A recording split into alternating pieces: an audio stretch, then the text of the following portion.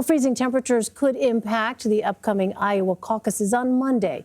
It's the first election test for Republican candidates who have spent the last several months campaigning. Ed O'Keefe takes a look at the issues concerning voters.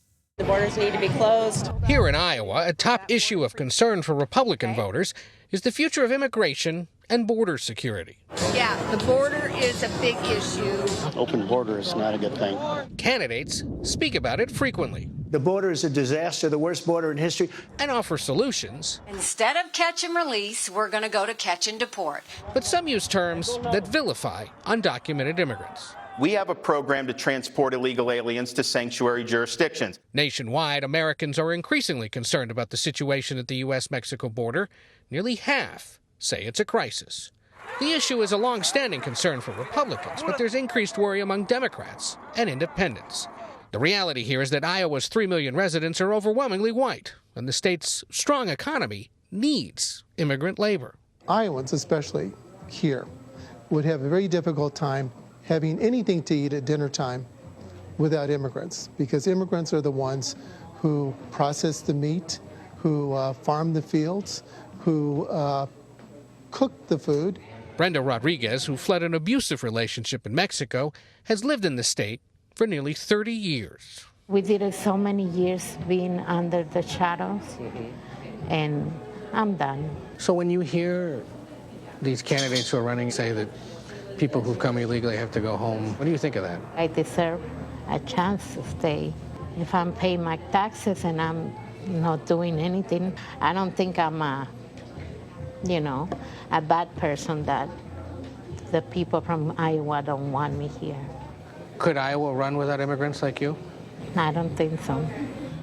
And Ed O'Keefe joins us now. So, Ed, how does the issue of border security rank when it comes to what's important to voters in Iowa? Well, Elaine, in our surveys and in others conducted in recent months, it continues to be a top-of-mind concern for these Republican caucus goers. But I was struck by all week long in listening to voters and asking them what are their most urgent concerns.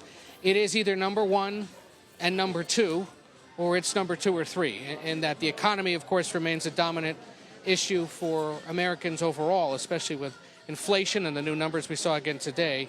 But, they've seen these record numbers of people crossing the border. They are concerned, Republicans are, that the Biden administration perhaps isn't taking this as seriously as they believe the Trump administration did. So, they'll continue to listen for that from the candidates, even if they're not necessarily providing real concrete specifics other than to say, we'll do it differently than President Biden, which to Republicans is music to their ears. Ed, I know you and the other reporters there in Iowa have been looking to see if anything might change the dynamic that we've seen where Donald Trump has been the front runner. And I wonder, were there any moments from last night's final debate or the town hall that Donald Trump held that perhaps might be enough to sway some caucus goers? I will be curious as we enter these last few days, Elaine, when you find the elusive, undecided voter, is there something they saw last night that suggests this person or that person is who they prefer? But the fact that DeSantis and Haley spent so much time trying to take down each other, contrasting each other, and less with the former president, I think for those, especially outside this state, who are beginning to tune in, have to wonder if there's somebody that's not a fan of the former president, are they really the best viable option against him? I think part of what's going on is that these candidates and their campaigns assume, just by virtue of being in the race, of course they're opposed to him, or of course they would do things differently. The problem is a lot of these voters want to hear what exactly you would do differently, and they're not necessarily always sharing those details.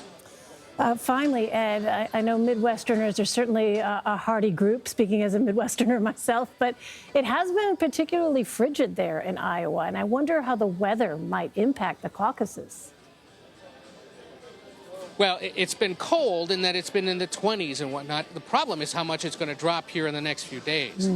Real field temperatures well below zero, highs in the single digits. Another snowstorm coming overnight, which has the potential to keep people away from rallies on Friday and Saturday if the state is still digging out. And I got to say, given how cold it remained, it was difficult to get certain roads and parking lots and sidewalks plowed simply because snow wasn't necessarily melting. So we will see. It is something that here, at least in the last week, campaigns have had to adjust to and prepare for. And those that can keep people convinced to show up and who maybe provide transportation or offers of hot cocoa at the caucus site probably will be the ones that ultimately prevail. But yes, the Midwesterners at least like to tell us, Elaine, that they're a hardy bunch. I just think those numbers on Monday night could be too much for certain folks. It would be a record low temperature, at least in modern times, for a caucus night high. Yeah, in all seriousness, that is dangerously cold. All right, Ed O'Keefe in Iowa for us. Ed, thank you.